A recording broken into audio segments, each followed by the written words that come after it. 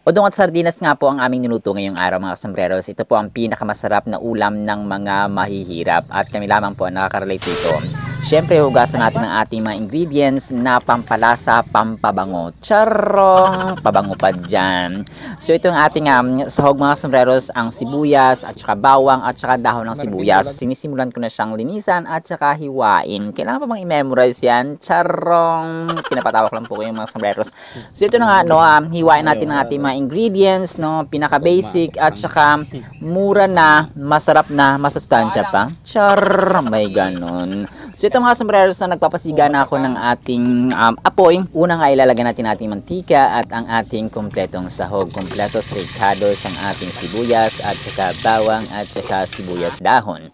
Halu-haluin ng konti at syempre para masaya. Charong! Sa mga hindi pa naliligo, ito ang inyong dapat na isahog at kainin araw-araw. Kung hindi ka naliligo, edi ito ligo sardines. Charong!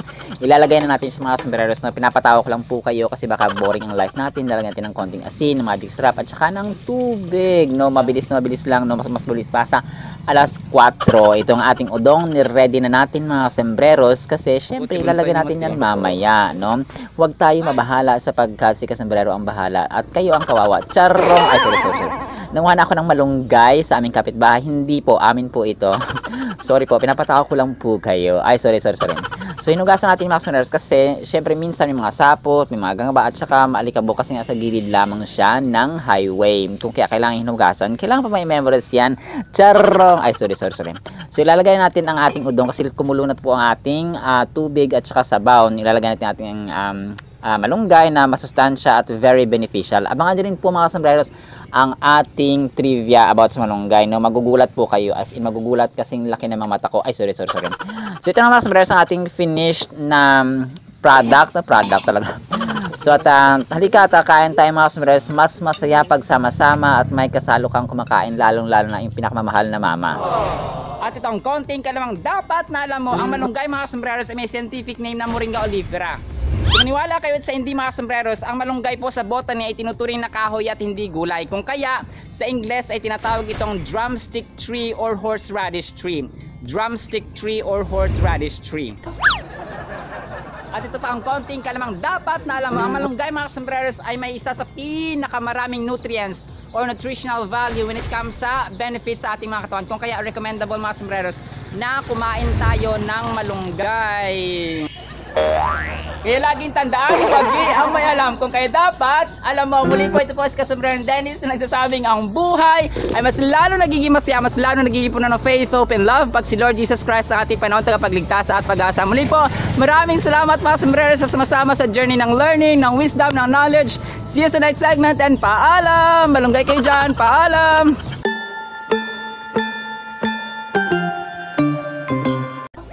Hi, my name is Kebricyclopedia, short for Kasombrerong Britannica Encyclopedia Wikipedia. And yeah, I have my hat removed just for this segment, and my role here is very simple and easy. Let me begin my task by asking. Have you seen my big book? I think I'm lost here. Where am I heading to? I'm concerned about my big book. Where's my big book? Can you help me find my big book? Sometimes Toto is irksome, but we love him. Our vocabulary term is irksome. Toto, balikan mo lang yung dinaanan mo kanina. Makakabalik ka muli dito. Ang irksome mga sombreros ay adjective. Ito yung tumutukoy sa tropa natin or sa kaibigan natin or sa pamilya or sa kapatid nating nakakairita at ayaw nating kasama. Nakakainis kasama, nakakainis ka usa, parang ayaw makasama.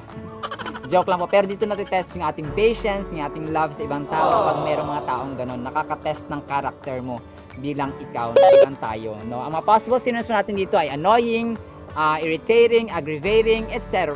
At pag ginamit naman sentence ay let it fly, Mr. Dictionary. After experiencing the irksome airline service, Toto immediately canceled his scheduled flight. Irksome. Airline service, flight, airplane. I'm sure you know Orville and Wilbur, right? Sina Orville at Wilbur Wright mga sombreros ay mga Amerikanong magkapatid na nakaimbento o nakagawa ng pinakaunang powered controlled flight or eroplano mga sombreros noong taong 1903 sa Kitty Hawk, North Carolina. Ang kanilang tatay kasi na si Sir Milton na isang Christian church or bishop sa isang Christian church sa North Carolina ay nagdala minsan ng isang toy helicopter. So doon nagsimula ang kanilang curiosity sa paglipad. So in-encourage sila ng kanilang nanay na si Susan to pursue their curiosity. So doon nagsimula. May mga taong madaling naaano, yung mga sombreros madaling naiirita, no, getting irritated easily. No, pero ano po ang sinasabi ni Lord sa mga taong hindi makapagpigil sa sarili, hindi makapigil sa galit, no, mga sombreros. Basahin po natin Proverbs 16:32, higit na mabuti ang tiyaga kaysa kapangyarihan at ang pagsupil sa sarili kaysa pagsakop sa mga bayan. Pagsupil sa mga sarili, mga sombreros, ito yung pagkontrol mo sa sarili mo. Baga pa mag-give in sa temptation, o gumawa ng masama. Basahin pa natin Galatia 5:22-23. Subalit ang bunga ng Espiritu ay pag-ibig, kagalakan, kapayapaan, pagtitiyaga, kabaitan, kabutihan, katapatan, kahinahunan, ayan, self-control, at pagpipigil sa sarili. Walang batas laban sa mga ito. Romans 12:12, rejoice in our confident hope. Be patient in trouble and keep on praying. Talaga may mga tao, may mga tropa tayong madaling magalit kasi, no? Parang mga bugnutin sila. Konting konting kibot mo lang, parang ayan na, galit na agad siya, no? Parang konting mga bagay lang, maliliit na bagay lang, parang talagang mainit na yung ulo niya. May mga taong ganun. So, hindi po natin dapat, tawag dito, may mga tropa tayong ganun. So, pero tayo bilang mga tropa natin sila, natitest din yung patience natin, no? Natitest yung ating love, yung ating kumbaga pa good relationship kapag may mga tropa tayong ganun. Kung kaya parang kumbaga pa buhusan natin yung ating, maligo tayo parati at buhusan natin, i-fill in at uminom tayo parati ng pills ng patience, no, ng gamot na love, na joy, na long suffering, na tayo parang kumbaga tayo understanding, no.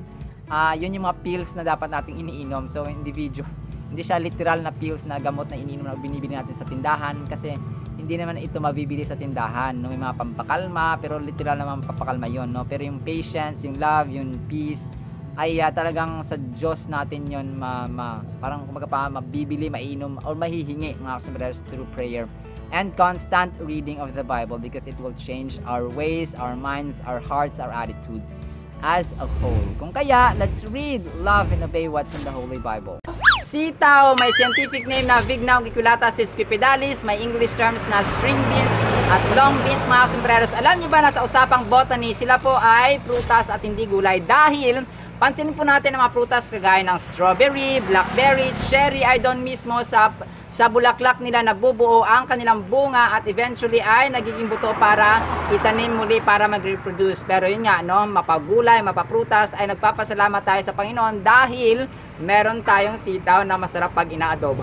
Muli po, maraming salamat mga sombreros. Ito po si Kasombrerong Dennis. Ito po ang inyong hamak na lingkod, Kasombrerong Dennis. At sa paghatid ng kaalaman at tawa ay kasama ko sina Cambridge Cyclopedia o Kasombrerong Britannica Encyclopedia Wikipedia, si Mr. Dictionary, si Kay Graham Pitcher, Kasombrerong Grammar in Speech, at sa tawa, syempre, si Toto, ang pinakakwela sa lahat na nagsasabing, sabayan nyo kami, ang buhay ay masarap na nagsisimang lahat na nagsisimang love, patuloy na natin at pag-asa. Muli po, maraming salamat po mga sombrero sa mga sumasama sa learning, sa wisdom, sa knowledge. Maraming salamat po at see you sa next segment. Bye-bye!